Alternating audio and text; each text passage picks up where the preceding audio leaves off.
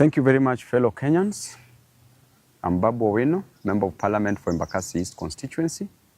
Today I'm here to talk about the witch hunt that is coming from the government.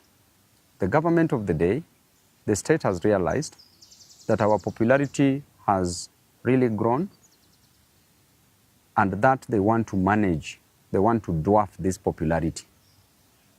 They have approached Babu Owino on several occasions so that Babu can work with government, but Babu has refused and has said clearly that he wants to work for Kenyans, and that if the government was offering services to citizens, the services that were promised during the campaign periods, if they were working, if the cost of living was reduced, if taxes were reduced, if there were jobs for Kenyan citizens, if the health sector was working, if education sector was working, then Babu Owino would not have any business opposing the government.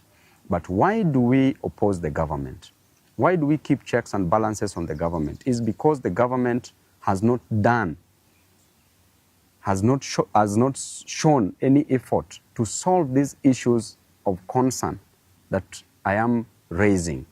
And therefore, because of that reason, there is a meeting that was held last week, a meeting that involved serious stakeholders in this country, and they were asking how Babu Owino can be put down, how Babu Owino can be managed. Some proposed that Babu Owino should be approached, bought, bribed, so that he can support the government. Some came with an idea that Babu Owino should be dealt with perpendicularly, that they should send the Ethics and Anti-Corruption Commission to our offices to come and besmirch the good name of Babu Owino. And therefore, I was reliably informed, information from very serious sources, that this week EACC was to come visit us at our offices in Donholm, Greenspan Mall, 2nd floor. If not this week, then next week they are to come, or any other time that they will deem fit.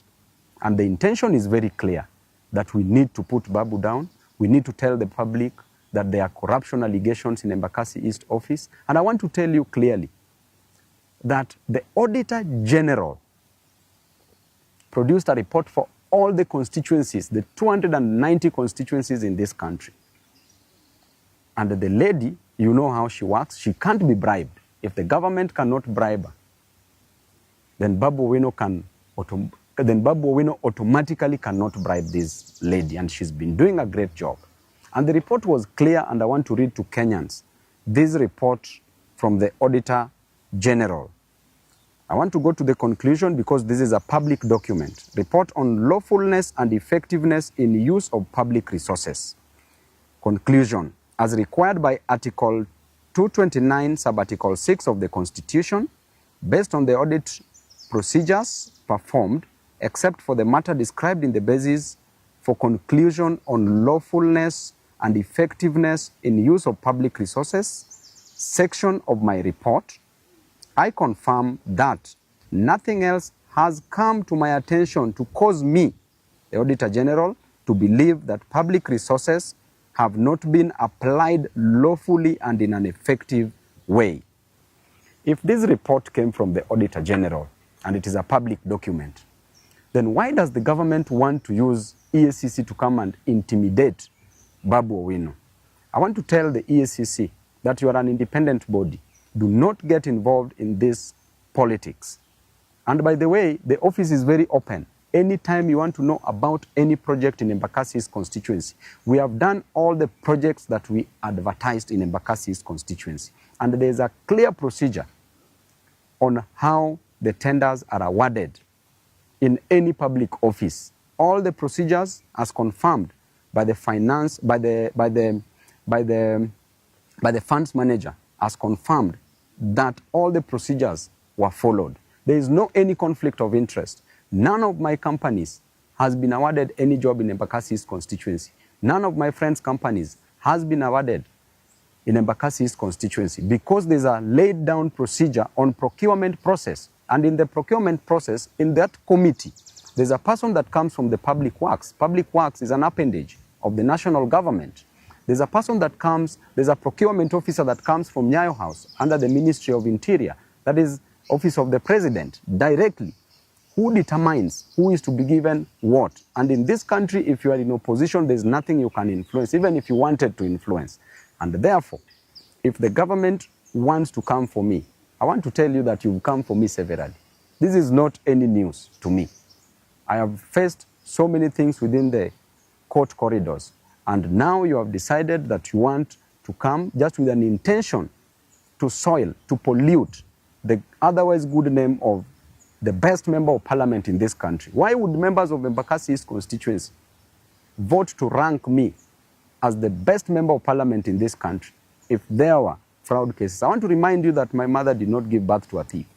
I did not come to Nairobi to steal money for Embakasi East constituents. I did not come to Nairobi to frustrate my people or Kenyans. I came to Nairobi to study, and I got a job as a member of parliament for Embakasi East constituency.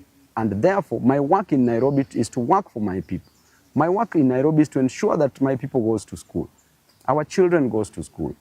And there is no any constituency in this country that gives bursary in the most transparent way like Embakasi East constituency. I go there, I produce forms to every ward, issue forms.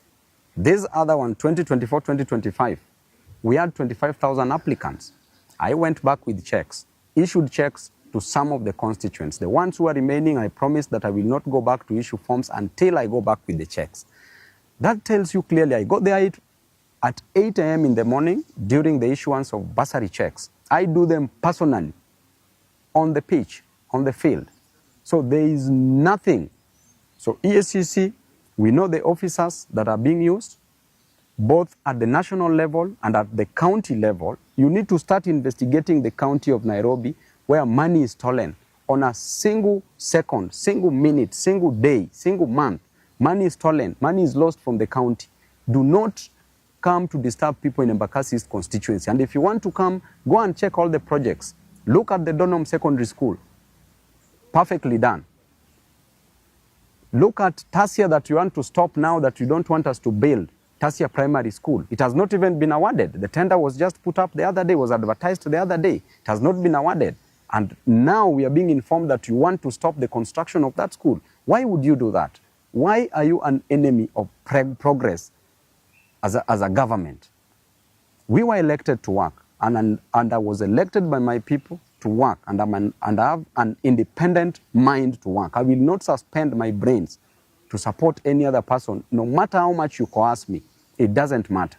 There are people that you can coerce, there are people that you can put pressure on, but you can never put pressure on me. I know where I'm going, and I will reach there no matter what. It doesn't matter. And I want to tell you, the EACC, keep off this war. This is not your war. Don't be used, don't be misused, don't be abused into doing things that is not within your mandate. Right now, why don't you go and consult with the Auditor General on this report? Why do you want to come and intimidate people in Embakasi's constituency? And after all, the much you can do is just to take somebody to court. What else can you do? So mwachane na upuzi na ujinga mingi watu wa EACC. Thank you.